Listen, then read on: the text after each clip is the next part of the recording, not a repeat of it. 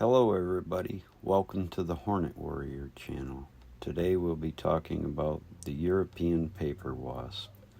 It's a social insect that produces an annual colony in a paper nest.